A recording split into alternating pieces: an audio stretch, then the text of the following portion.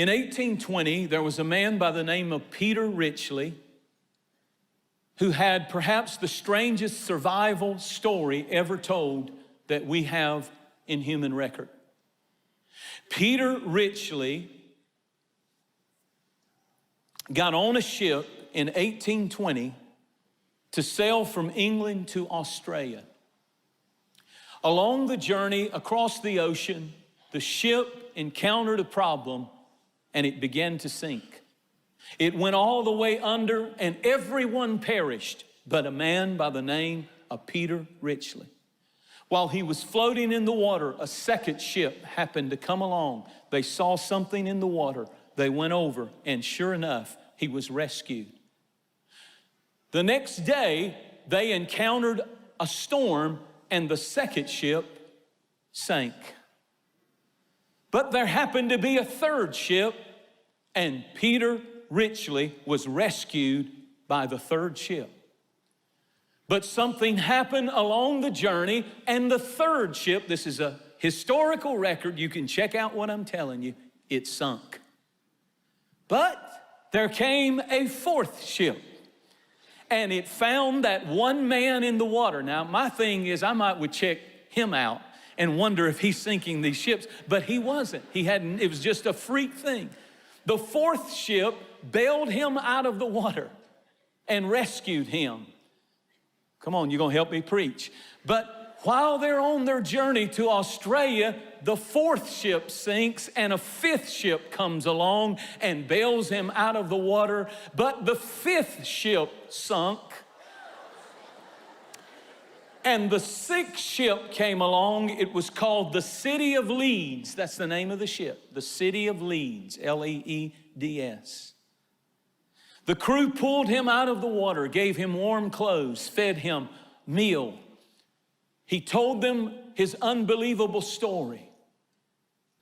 And as he finally got over that trip, and they were a few days from the harbor in Sydney, Australia, the captain came to him and he said, "Sir, would you do a favor for us?" And he said, "You saved my life. I'll do anything you ask me to do."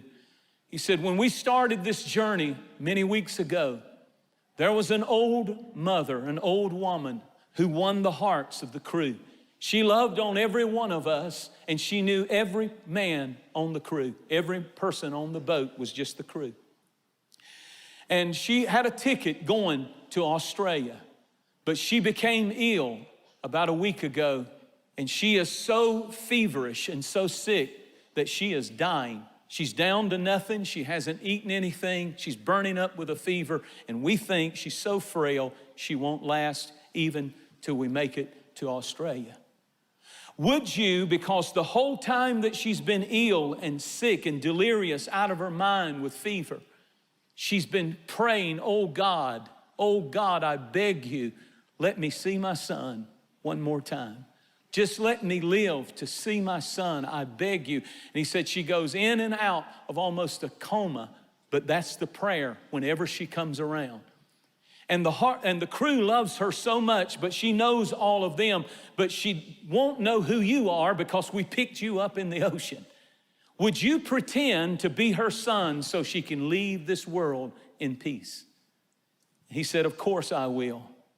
He walked in and the captain kind of pushed him to the boat. He looked, there was a silver-haired, frail woman burning up with fever. It was obvious she was at the point of death, but under her breath, she was praying, "Oh God, please let me see my son one more time." And suddenly, when Peter Richley looked into the face of that woman, he broke and began to weep because it was his mother, Sarah Richley, who had not seen him in 10 years, and she had made a decision to somehow go see her son one more time.